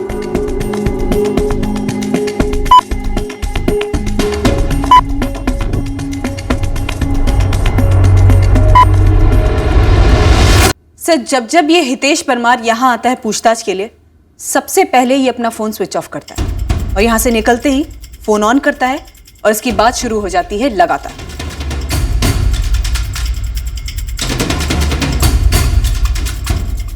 तो सर मैंने इमरजेंसी बेसिस पे इस हितेश परमार के कॉल रिकॉर्ड्स निकलवाए। तीनों दिन थाने से निकलते ही नवीन मकवाना को कॉल करता है। कुछ तो झोल है, तगड़ा गड़बड़। आई थिंक हमें इन तीनों को उठाना चाहिए और खूब कूटना चाहिए। इन तीनों के ऊपर सरप्राइज अटैक करते हैं, सीधा रेड। उनसे कहते हैं कि हमारे पास उनके खिलाफ ठोस सबूत है। ज्यादा से ज्यादा क्या होगा सर, हमारे हाथ कुछ नहीं लगेगा, लेकिन अगर वो लोग कुछ भी जानते हैं तो इस केस में हमें ब्रेक थ्रू मिल सकता है सर।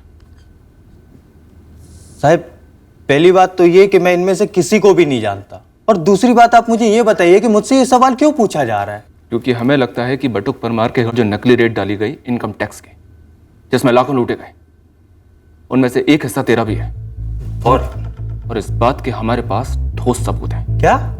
नहीं साहब, ऐसा कुछ भी नहीं है। मैडम आशूच है। हाँ, जितनी बार आपने बुलाया उतनी बार इधर आया मैं ईमानदारी से।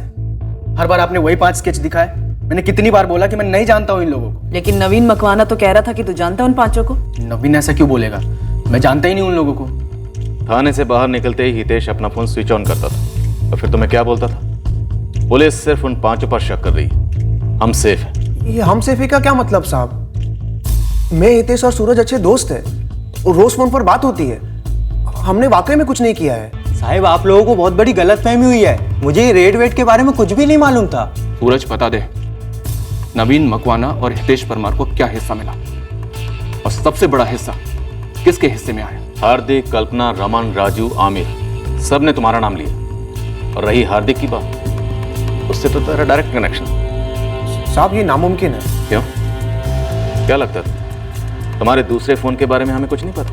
हम सबके फोन हमने टैप कर रखे। तेरी और हितेश की जितनी भी फोन पर बात हुई है ना, सब रिकॉर्डेड है। उस रिकॉर्डिंग में वो साफ साफ कहता हुआ सुनाई दे रहा है कि पुलिस की तफ्तीश अब ठंडी पड़ चुकी है, वो हार्दिक तक तभी नहीं पहुंच पाए। साहब, आप ये क्या बोल रहे हो? ऐसी कोई बात ही नहीं हुई है। कैसी बात है? ऐसे जैसे रोज बात होती है। हितेश बोल रहा था क्या हुआ क्या नहीं, क्यों उसे बुलाया जा रहा है, बस, और कुछ भी नहीं साहब। हितेश, झूठ बोल रहा है तू। तेरे और नवीन के बीच की बातों की रिकॉर्डिंग सुनाऊं मैं? सुनाऊं?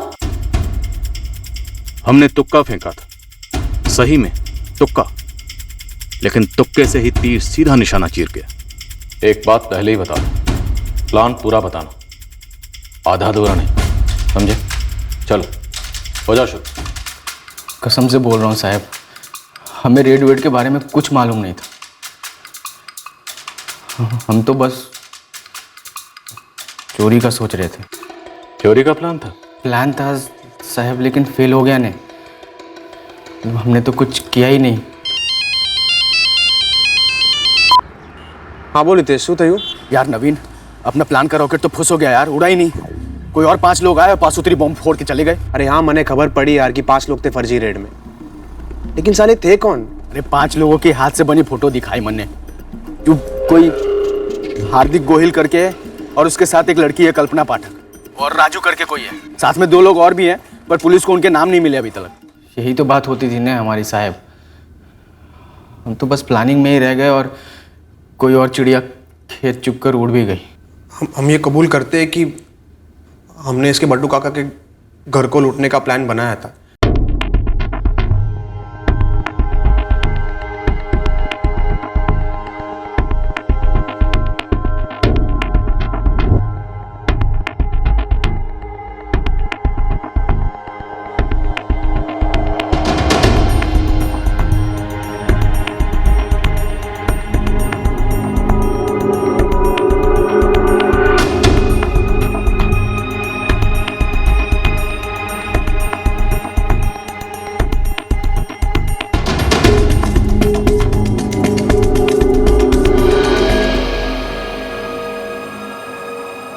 अबे वो हितेश, आज छठा दिन है हम यहाँ लुक्कों की तरह बैठे।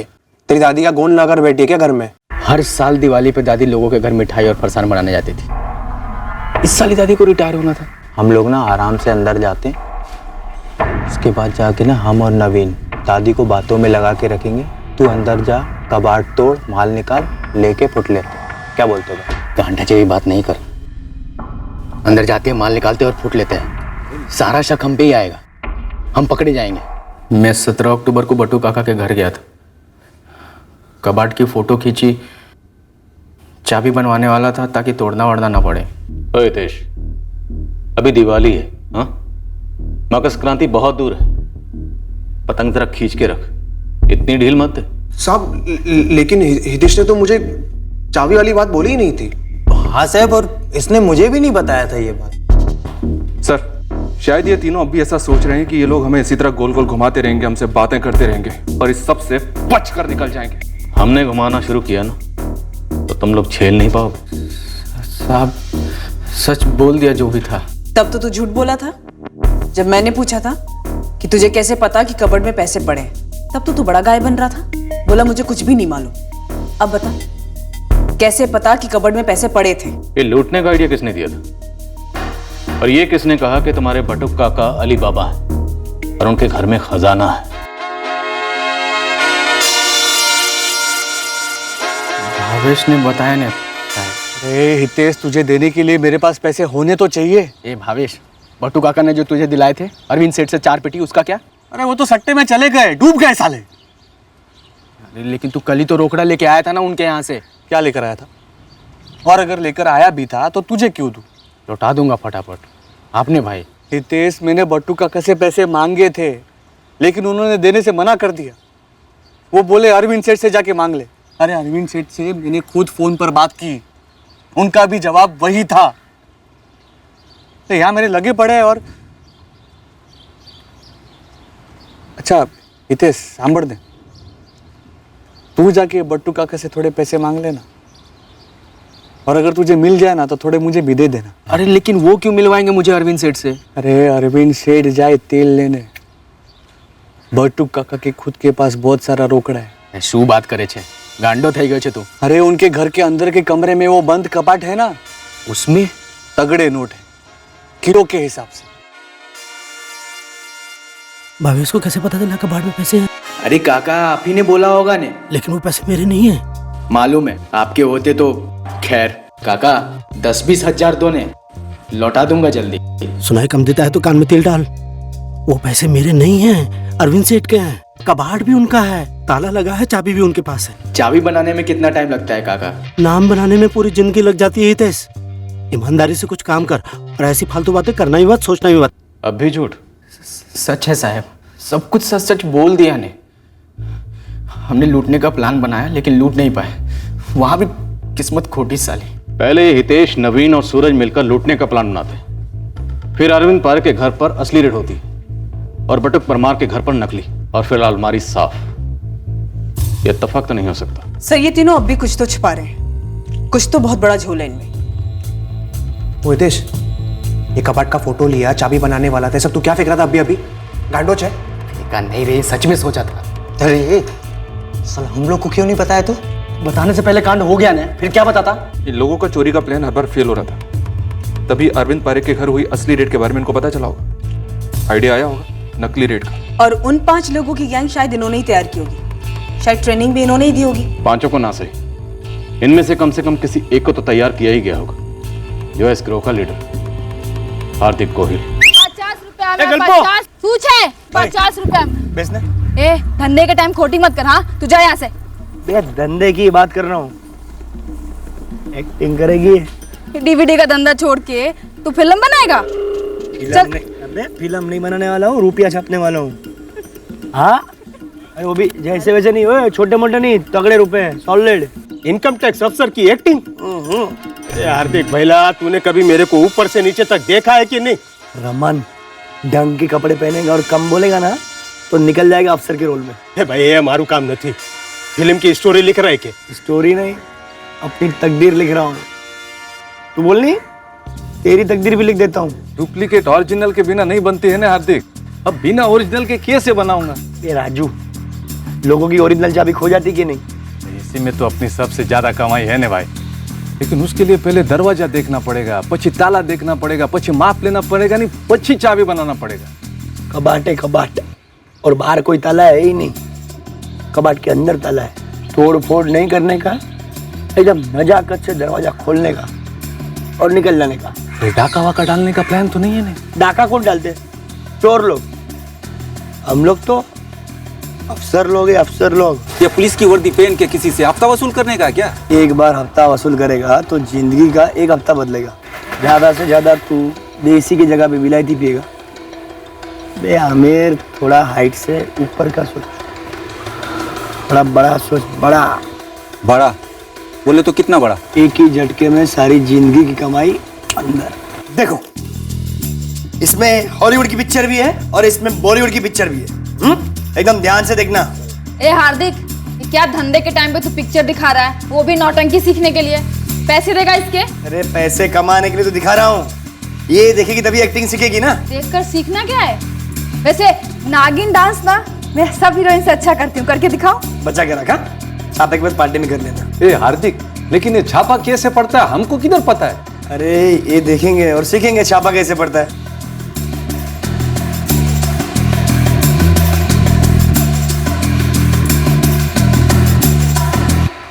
इन लोगों ने टीम बनाई होगी, फिर रेड डाली होगी, फिर सोचा होगा कि ये कंप्लेंट ठोक देते हैं, रिकॉर्ड में रहेगा। और उसके बाद हर कोई नौटंकी किए जा रहा है, कहानियां पे ले जा रहे हैं। ये तीनों हितेश, नवीन और सूरज हमें अपने गोलमाल में गोल गोल घुमा रहे हैं। अब थोड़ी सर्कल जरा हम भी इन्हें दिखाते।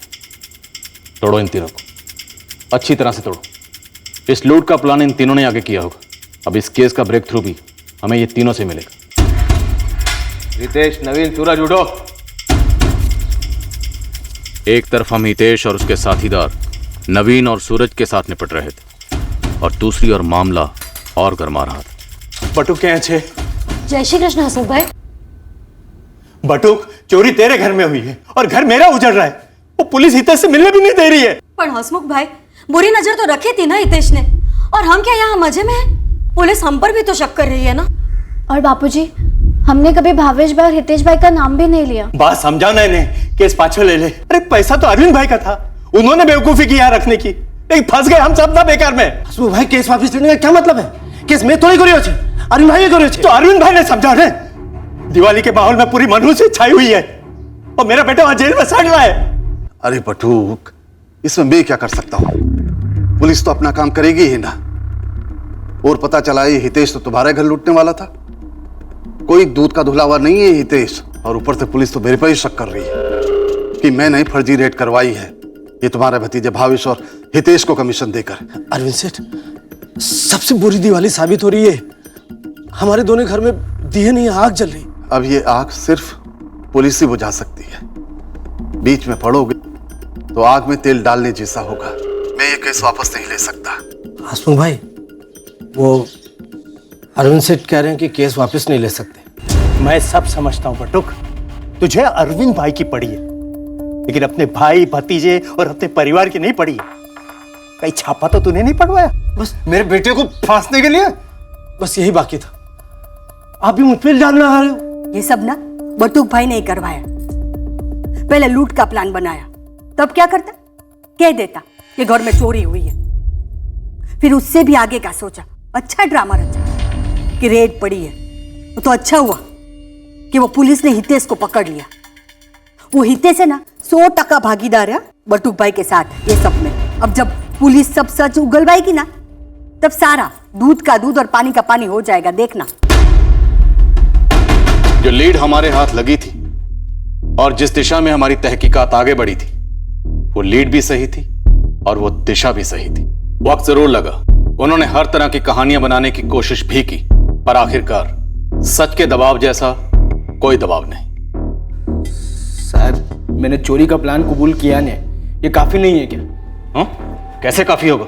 चोरी नहीं हुई है, छापा पड़ा है, फर्जी छापा। ना तो पैसे वापस आए और ना ही छापा मारने वाले। छापे का प्लान हमारा नहीं था ने साहब। तो फिर किसका था? बोल। तो उन 5 लोगों को अच्छी तरह से जानता है हितेश? नहीं साहब, नहीं। मैंने तो 26 तारीख को खबर पड़ी रेड के बारे में। अच्छा, कैसे? हमने तो कोई इश्तेहार नहीं दिया था। नवीन से। फिर से बोल। नवीन से। क्या बोला? नवीन ने बोला कि बट्टू का घर में रखे हुए पैसे लूट लिए गए और हम तीनों को भी हमारा हिस्सा मिलेगा। लूट हो गई? क्या बात कर रहे हैं नवीन? कैसे लूट हो गई? अरे तुम आम खाओ ना, पेड़ क्यों गिन रहे हो? हम तीनों को हिस्सा मिलने वाला है इसमें। कौन देने वाला है हिस्सा? अरे बोलना, कौन देगा हिस्सा? फिर बाद में मैंने खबर पड़ी कि काका के घर में नकली रेड हुई। फिर मैंने 2 और 2 मिलाया। अब तू सारा किया कराया नवीन के माथे मर रहा है? हाँ? नहीं, नवीन के सर नहीं मर रहा हूँ। आप सूरज से भी पूछ लीजिए। नवीन से हम लोगों ने कितनी बार पूछा, उसने कैसे 5 लोगों को खड़ा किया, कैसे छापा पड़वाया, अब तक उसने कुछ नहीं बताया। देख नवीन, इस हितेश की तो हमने हवा टाइट कर दी। अब अगर तूने सब कुछ सच सच नहीं बताया ना, तो तेरी भी हवा ऐसी टाइट करेंगे कि जिंदगी भर याद रखे। साहब, लेकिन मैंने छापा नहीं मरवाया। एक बात समझ ले, यहाँ पे कोई वॉलीबॉल का मैच नहीं हो रहा जो एक दूसरे की तरफ बॉल फेंक रहे हो। सब कुछ सच सच बोल दे। कोई भी कहानी बनाई ना इस बार दिवाली पे बम नहीं, तुम दोनों को फोड़ेंगे। अब मैं उन पांचों को नहीं जानता साहब। मैं बोलता हूँ हार्दिक गोयल को मैं जानता हूँ साहब, लेकिन मेरे उससे बात सिर्फ लूटने की हुई थी, छापे वापे की बात नहीं हुई उससे साहब। क्या फायदा तेरे पिक्चर का एक्सपर्ट होने का हार्दिक? कोई पिक्चर में ऐसा कोई तो आइडिया दिखाया होगा ना घर लूटने का। तू बिल्ला मैंने किए कि कबाट में पैसे कितने? वो तो मैं नहीं जानता, लेकिन इतना पता है कि वो पैसे अरविंद सेठ के, जिनका पार्ले पॉइंट में ज्वेलरी का शोरूम है। बहुत कड़क पार्टी है यार, जौहरी लोग हैं, पैसा हजारों में तो होगा नहीं। उनका दिन का गल्ला है ना, लाखों रुपए का है। लक्ष्मी माता के चरणों में पहुंचने के बहुत सारे रास्ते दिखाए गए पिक्चर में। एक तरीका है जमीन में सुरंग करके, दूसरा तरीका है डायरेक्ट पाइपलाइन से जो कबाट में निकलती हो। लेकिन सोचना पड़ेगा, बाद में बोलता हूँ। साला हार्दिक आइडिया या कोई प्लान लेकर सामने आया ही नहीं। मुझे लगा डर के मारे ठंडा पड़ गया होगा, फिर सीधे 26 तारीख को उसका सामने से फोन आया। तुमने बोला था उससे कई गुना ज्यादा हमारा हाथ लगा है, तो अरे भाई उसी हिसाब से तुम्हारा भी हिस्सा रेडी किया है। जल्दी बोलो कहाँ मिलना है। सुबह सुबह देसी दारू के नशे में तो नहीं है ना हार्दिक? ये करार रे, बड़े बड़े नोटों का नशा चढ़ा हुआ है। सुनो, घर तुमने दिखाया था ना, इसलिए एक हिस्सा तो तुम्हारा बनता ही है। आज के आज मिल और अपना हिस्सा ले ले।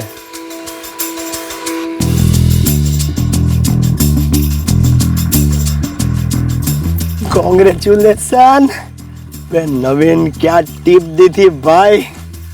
ये ले, तेरे हिस्से का 7 लाख बनता है। हैप्पी दिवाली। सुआचे हार्दिक केवी रीते करे ऐसे?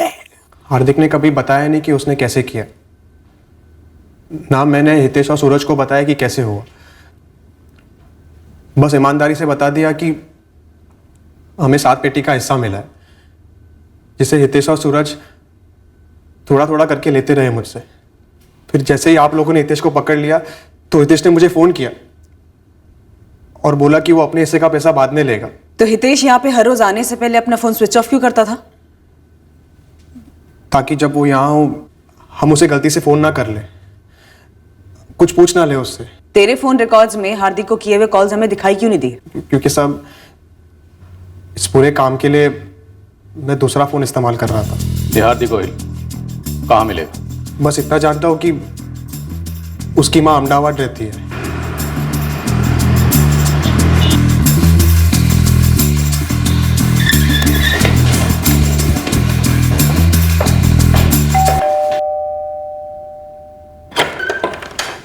बोलो भाई, कौन चाहिए? एक फिल्म की डीवीडी चाहिए। चोरी वोरी की होगी तो भी चलेगी। हॉलीवुड है कोई? अच्छा, ऐसी कोई चकाचक फिल्म है आपके पास जिसमें वो नकली छापा पापा मारा जाता है घर पर? आप लोग कौन है? क्राइम ब्रांच, असली। 40 लाख? हाँ सर। हार्दिक कह रहा है कि उसने 2 लाख खर्च कर दी। और सर हार्दिक ने 7 लाख रुपए दिए नवीन मकवाना को, टोटल हो गया 49। मतलब सर सिर्फ 11 लाख बटे इन चारों के बीच में। ये हार्दिक फर्जी टीम के ड्रामे का हीरो है। चल कर जरा इसी से पूछते हैं कि आखिर ये गणित है क्या। सलाम साहब। सबसे पहले तो सॉरी साहब, आपके डिपार्टमेंट का नाम यूज किया है। कोई बात नहीं, उसकी ठुकाई अलग से होगी और रसीद भी कटेगी। बैठ। पहले ये बता कि तेरी पिक्चर की हीरोइन कल्पना और ये तीनों साइड हीरो रमन, राजू और आमिर, ये तीनों कहाँ मिलेंगे? इधर ही होंगे साहब, सूरत में ही। थोड़ा आगे बचा देगी यहाँ से। इतना तगड़ा माल हाथ लगा है तो थोड़ी बहुत ऐश तो बनती है ना साहब। तो तुम लोगों की ये ऐश हो कहाँ रही है? हमको भी तो बता दे।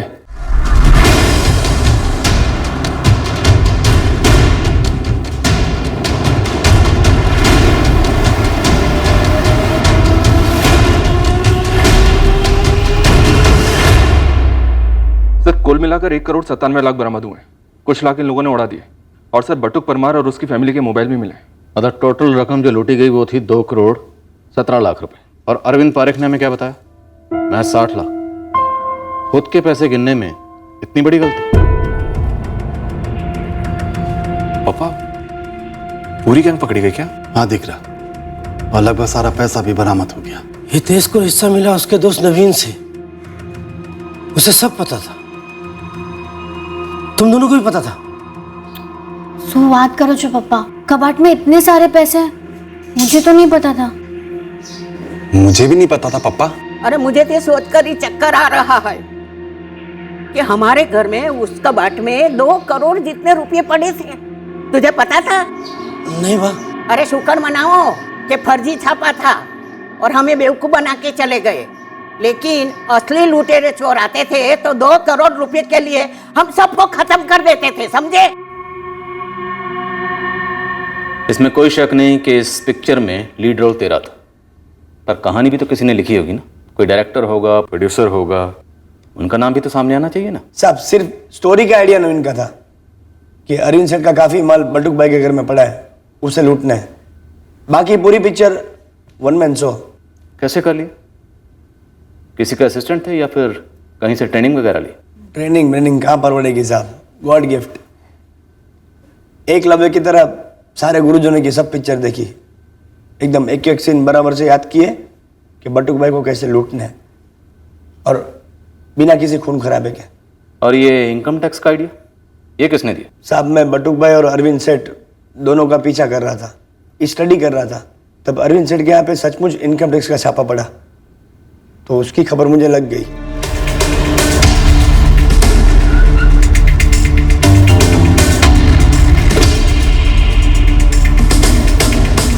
मैं इंतजार कर रहा था अरविंद भाई का कि कब वो नीचे आएंगे, लेकिन वो तो आए ही नहीं। वो सब साहब लोगों की मैंने बातें भी सुनी, वो लोग बोल रहे थे ना घर के छापे से कुछ हाथ आया, ना उनकी दुकान के छापे से।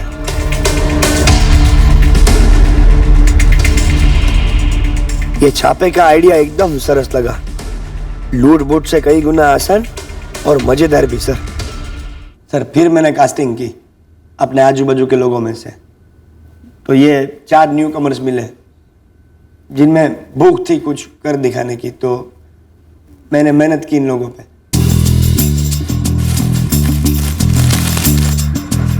ये नालायक बाहर जा।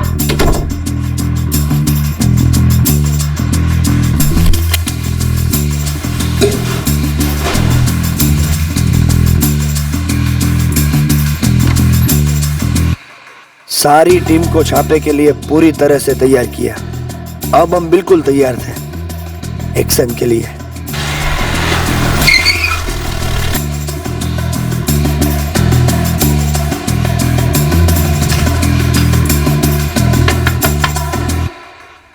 मेहनत रंग लाई साहब।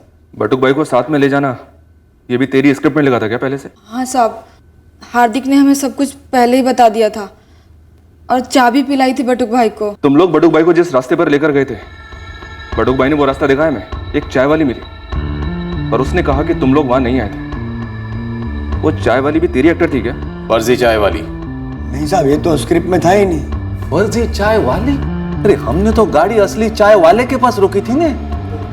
किस रूट से गए थे तुम लोग? गाड़ी किसकी थी? जिस रूट पर हार्दिक गोहिल और उसका गिरोह हमें लेकर गया, वो बटुक के बताए रूट से बिल्कुल ही अलग था। जिस चाय की दुकान पर वो रुके थे, वो बटुक की बताई गई चाय की दुकान से काफी दूर थी। इस फर्जी छापे के ऑपरेशन में जिस गाड़ी का इस्तेमाल हुआ, वो किराए की। हमने उस गाड़ी को हिरासत में ले ली। बटुक जी, आपने हमें जो जो बताया था सब सही था, लेकिन जो रास्ता बताया था वो रास्ता सही नहीं था। गलती से हुआ होगा साहब, मैं इतना डरा हुआ था ना, लेकिन मैंने कभी झूठ नहीं बोला साहब। आपने कभी झूठ नहीं बोला, लेकिन आपके सेठ ने, अरविंद सेठ ने जरूर झूठ बोला। टोटल कलेक्शन 2 करोड़ 17 लाख, उसमें से 7 लाख दिए राइटर नवीन को, और बाकी की पूरी रकम पूरी यूनिट में बांट दी। बोलो ना भाई, किसको कितना मिला? हाँ साहब, ये हार्दिक टपोरी और चिरकुट है, लेकिन ईमानदार है साहब। सबको बराबर दिया साहब। हाँ साहब। सबको बराबर मतलब 42? हाँ साहब, पूछो ना इनको, दीगा नहीं है? हाँ साहब। मुझको साहब देखो, एक तो किसी को मारा बारा नहीं, बराबर, कोई खून खराबा नहीं, ऊपर से ब्लैक मनी। हम लोगों ने 5 हिस्से तो किए ही थे, अभी आप तीनों को मिला के 8 हिस्से कर लेते हैं।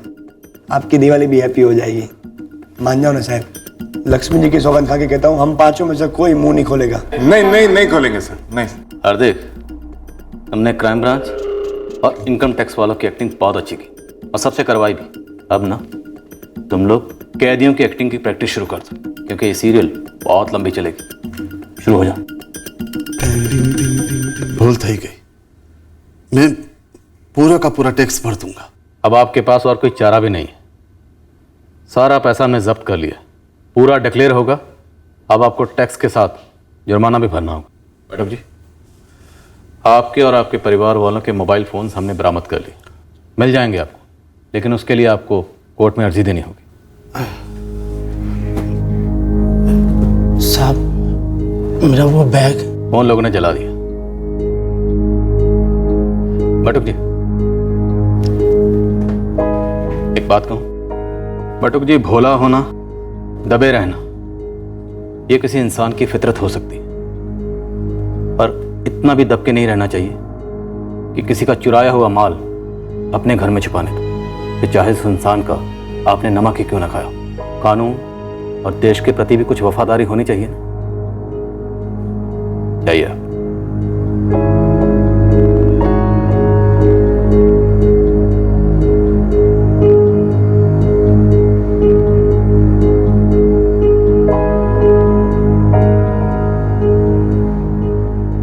चोरी का पैसा सिर्फ बदहजमी दे सकता है। ये ना तो टैक्स की चोरी करने वालों को हजम होता है और ना ही फर्जी छापा मारकर उसे लूटने वालों को। लोगों को सरकार से हजारों शिकायतें हो सकती हैं, फिर वो सरकार चाहे किसी भी पक्ष की क्यों ना हो, और अपना हक मांगना, जायज तरीकों से अपना आक्रोश जताना, ये हर नागरिक का अधिकार है। पर वो अधिकार ही क्या जो कर्तव्य का साया ना हो। टैक्स देना हमारा कर्तव्य है। टैक्स हम किसी सरकार को नहीं देते, टैक्स हम देते हैं अपने राष्ट्र को, अपने राष्ट्र के निर्माण, तरक्की और मजबूती के लिए। सही तरीके से सही टैक्स भरना एक नागरिक की राष्ट्रभक्ति का सबूत है। अगले हफ्ते फिर मिलेंगे एक और केस के साथ क्राइम पेट्रोल सतर्क में। जय हिंद। इस तरह के और भी एपिसोड देखने के लिए हमारे चैनल को सब्सक्राइब करें और बेल आइकन दबाना ना भूलें।